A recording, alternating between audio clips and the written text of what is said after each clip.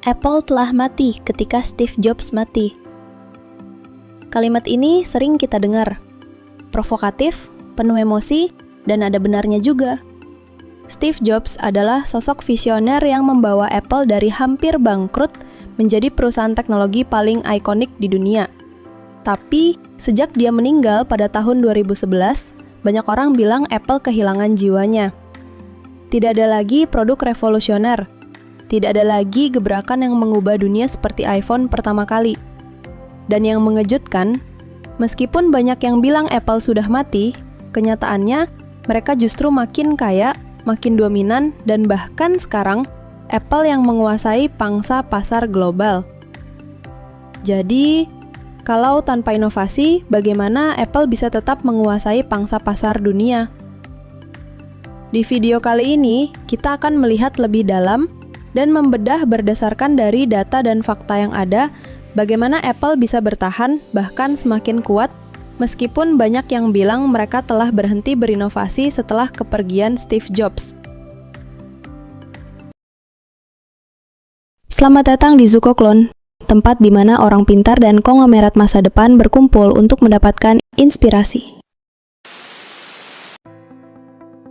Untuk memahami Apple hari ini, kita harus kembali ke masa Steve Jobs. Jobs bukan hanya sekedar CEO. Dia adalah seorang storyteller. Seorang seniman yang kebetulan bermain di dunia teknologi. Dia tidak sekedar membuat produk, dia menciptakan pengalaman. Ingat iPod? Sebelum iPod, kita dengar musik lewat Walkman atau CD player. Jobs datang dan bilang, 1000 lagu ada di kantongmu. Itu bukan sekedar teknologi, itu adalah revolusi cara orang menikmati musik. Lalu datang iPhone. Sebelum 2007, smartphone identik dengan tombol fisik, ribet, dan hanya dipakai kalangan tertentu. Jobs muncul, menghapus keyboard, memperkenalkan layar sentuh penuh, dan dunia berubah. Smartphone bukan lagi barang mewah, tapi menjadi salah satu kebutuhan manusia.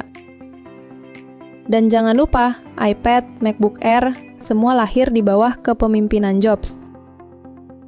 Dia menciptakan produk-produk yang dunia bahkan belum tahu kalau mereka membutuhkannya. Itulah Apple era Jobs. Inovasi radikal, berani beda, berani melawan arus. Dan bagaimana di era Tim Cook? Ketika Jobs meninggal, tongkat estafet diberikan ke Tim Cook. Cook bukan visioner, dia bukan storyteller. Dia adalah seorang operator, master supply chain. Di bawah Cook, Apple jadi perusahaan paling berharga di dunia. Tapi banyak yang bilang Apple kehilangan jiwa.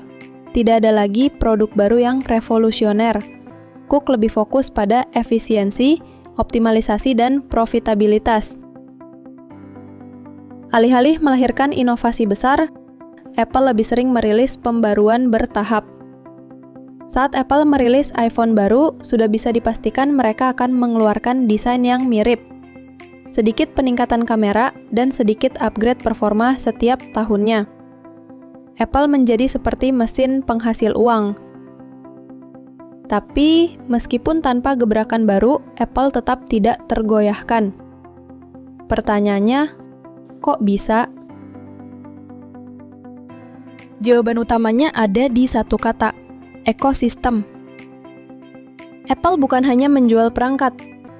Mereka menjual dunia yang tertutup rapat dan saling terkunci.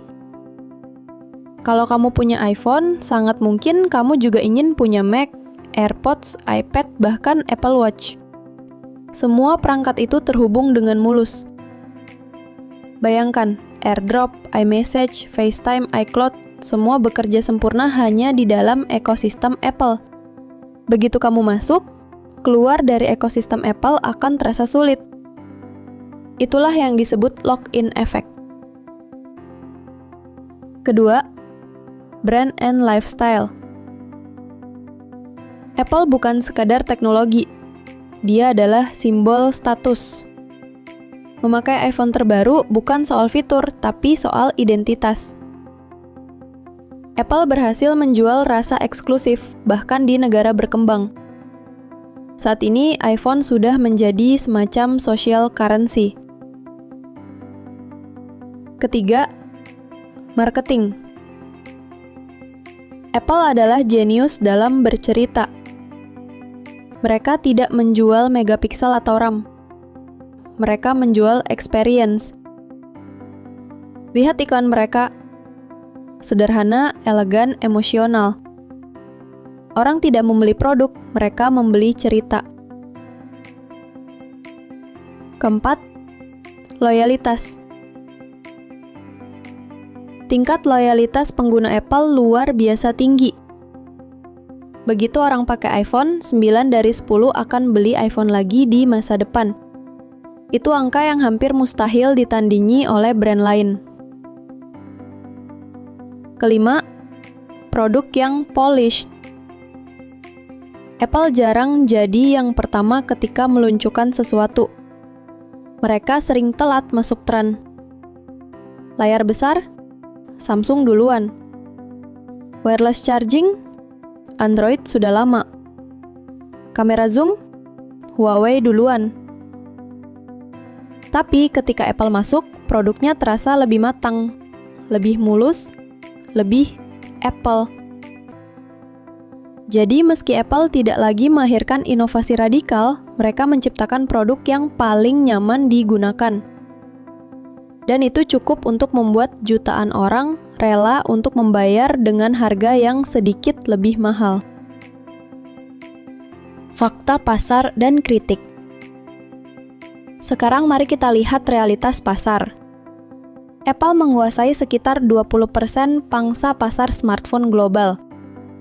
Tetapi mereka mengambil lebih dari 80% keuntungan industri. Artinya, meskipun tidak menjual dengan jumlah terbanyak, mereka menjual dengan harga produk paling mahal, dan itu membuat Apple menjadi perusahaan paling menguntungkan. Strategi pricing mereka luar biasa. iPhone dijual lebih mahal dari rata-rata. Tapi orang tetap beli karena orang merasa membeli gaya hidup, bukan sekadar ponsel semata. Tentu saja hal yang dilakukan Apple tidak luput dari kritik. Banyak yang bilang mereka stagnan, hanya mengulang formula lama, mengandalkan brand daripada inovasi. Bahkan beberapa menyebut Apple sekarang adalah perusahaan mode, bukan perusahaan teknologi. Tapi fakta tidak bisa dipungkiri, profit mereka terus naik. Investor senang, pelanggan tetap setia, dan Apple makin kuat. Jadi, apakah Apple sudah mati ketika Steve Jobs mati? Jawabannya iya dan tidak. Apple era Steve Jobs memang telah mati. Era penuh kejutan, penuh inovasi radikal. Tapi Apple era baru lahir, era Tim Cook, era eksekusi, era profit, era ekosistem. Apple mungkin tidak lagi menjadi pionir revolusi teknologi, tapi mereka menjadi simbol stabilitas, konsistensi, dan eksklusivitas. Dan anehnya, itu justru membuat mereka makin kuat. Dari perjalanan Apple, ada beberapa hal yang bisa kita pelajari. Bahkan kalau kita bukan pengusaha teknologi. Pertama, inovasi memang penting, tapi eksekusi lebih penting. Banyak perusahaan punya ide bagus, tapi gagal karena tidak bisa menjalankannya dengan konsisten. Apple membuktikan, meski tidak selalu jadi yang paling inovatif, mereka tetap menang. Karena eksekusinya rapi, supply chain kuat, dan kualitas terjaga. Kedua, bangun ekosistem bukan sekedar produk. Produk bisa ditiru, tapi ekosistem sulit dikalahkan. Begitu orang sudah terhubung dengan iPhone, iCloud, MacBook, AirPods, mereka terikat. Sama seperti itu. Kalau kita punya bisnis, kita harus memikirkan bagaimana membuat pelanggan tetap kembali. Bukan cuma beli sekali lalu pergi dan tak pernah kembali. Ketiga, brand lebih kuat daripada fitur. Orang tidak membeli iPhone karena kameranya terbaik. Mereka membelinya karena rasa bangga, karena status, karena cerita di balik logo Apple yang digigit itu. Entah itu gigitan siapa. Artinya, branding dan storytelling bisa lebih berharga daripada spesifikasi teknis. Keempat, konsistensi lebih berharga daripada kejutan. Apple mungkin sudah jarang memberi kita kejutan revolusioner, tapi mereka konsisten memberi kualitas dan pengalaman terbaik. Dalam hidup dan bisnis, konsistensi bisa lebih membangun kepercayaan daripada sekedar momen besar sesekali. Dan terakhir, orang membeli emosi, bukan logika. Logika mungkin bilang ada banyak ponsel lain yang lebih murah dengan fitur lebih banyak. Tapi hati dan ego bilang, iPhone lebih prestisius. Ini mengingatkan kita bahwa keputusan manusia seringkali didorong oleh emosi, bukan angka di atas kertas. Jadi, meskipun Apple sudah mati dalam hal inovasi, mereka tetap hidup, bahkan lebih besar dari sebelumnya.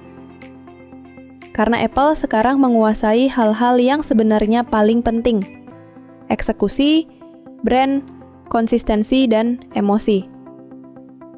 Kalau sebuah perusahaan bisa tetap menguasai dunia tanpa inovasi besar, mungkin pertanyaannya bukan lagi soal teknologi, tapi soal kita, para konsumen. Apa sebenarnya yang kita cari? Gadget tercanggih? Atau sekedar rasa aman dan kebanggaan saat menggunakannya? Dan disitulah rahasia Apple berada.